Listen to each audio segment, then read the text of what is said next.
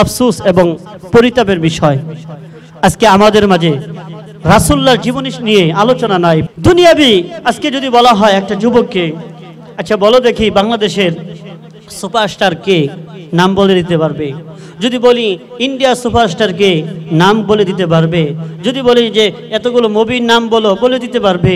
যদি বলি এই বলো সেই বলো, যে প্লেয়ারের কথা বলো, হ্যাঁ যারা খেলে ফুটবল খেলে তাদের 2-4 নাম বলো, বলে দিতে পারবে? যদি বলি যে ক্রিকেট যারা খেলায় তাদের নামগুলো বলো, কোন দেশের কাপ্তান কে, সেটাও বলে দিতে পারবে।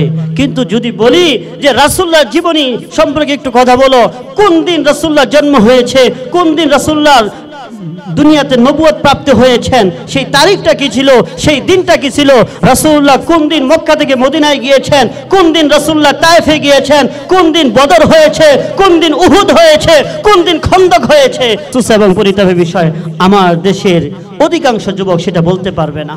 না, অবশ্যই অবশ্যই এই দুনিয়া পার্থিব যত কিছু আছে সব কিছু থেকে মহব্বত রাসূলুল্লাহ থাকতে হবে। এই জন্য রাসূলুল্লাহর জীবনীও পড়তে হবে।